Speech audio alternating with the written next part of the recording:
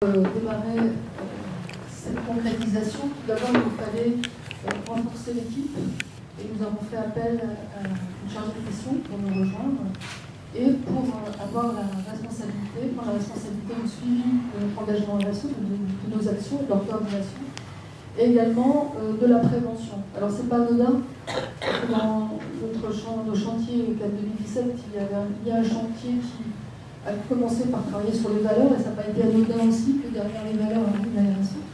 Et à travers ce chantier, il y a eu aussi la volonté de notre conseil d'administration de devenir préventeur, d'où ce renfort. Donc c'est Marie qui est ici présente, Marie Chagouillet, qui nous a rejoint en avril 2015.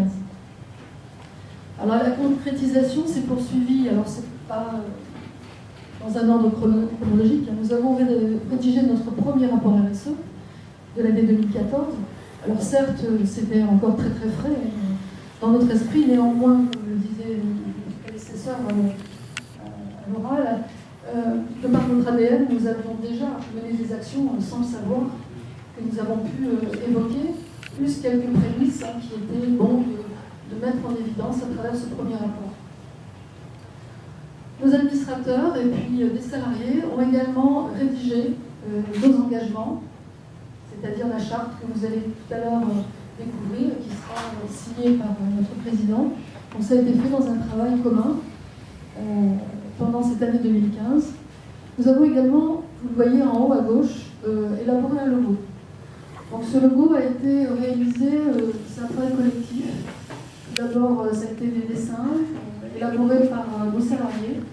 On va parler tout à l'heure de la sensibilisation. Il y a une réunion particulière réservée aux salariés avec une partie atelier, et durant cet atelier on leur a dit voilà, imaginez un logo, il y avait 5 tables, donc 5 propositions qui seront bien dessinées, enfin la volonté était là, les idées, les valeurs qui se faisaient transmettre étaient là, et nous avons pris ces dessins que l'on a transmis à une ancienne salariée de la mutuelle qui nous a quittés, mais qui est une salariée handicapée, qui a une bonne plume, qui dessine bien, qui aime un côté artistique assez développé, et elle nous a proposé ce logo qui a été ensuite designé et que nous avons donc conservé et mis à l'ordre conformément à notre charte graphique dans les tons de bleu.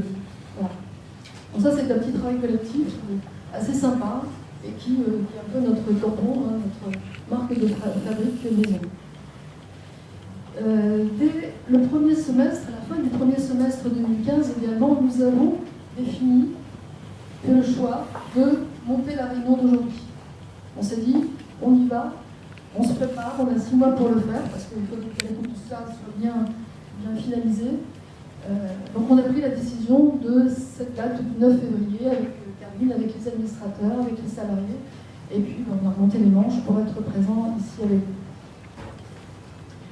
Dans la démarche RSE, ce qui est important, c'est la conviction, c'est-à-dire qu'on soit convaincu de l'orientation qu'on a prise et que ce soit une conviction partagée par les salariés, par les administrateurs, par les délégués.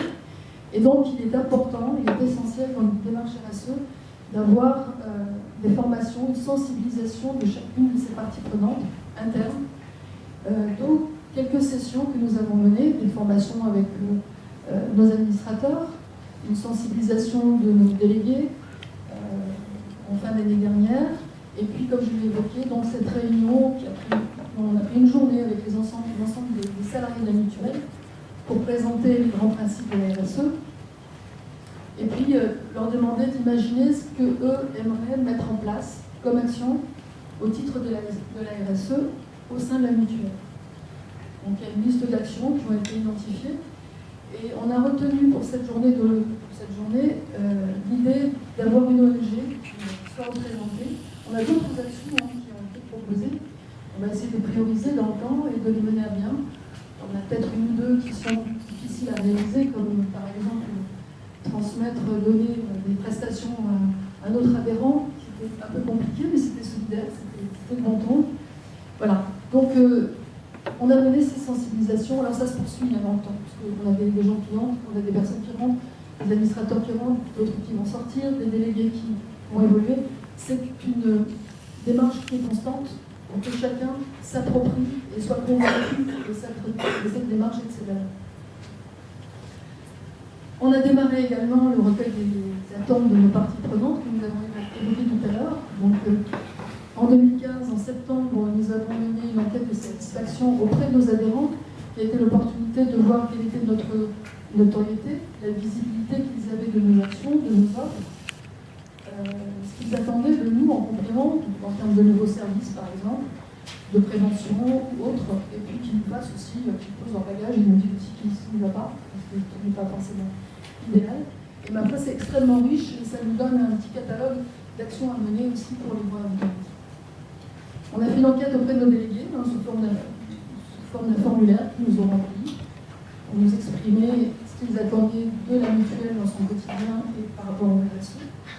Et puis, déjà début décembre jusqu'au début de cette année, donc jusqu'au janvier, ont été menées des interviews de parties prenantes externes. Donc, probablement, certains d'entre vous ont été interviewés par téléphone face à face pour pouvoir recueillir votre expression par rapport à l'activité de la mutuelle telle que vous la connaissez dans votre activité quotidienne, et puis les attentes que vous avez par rapport à la mutuelle.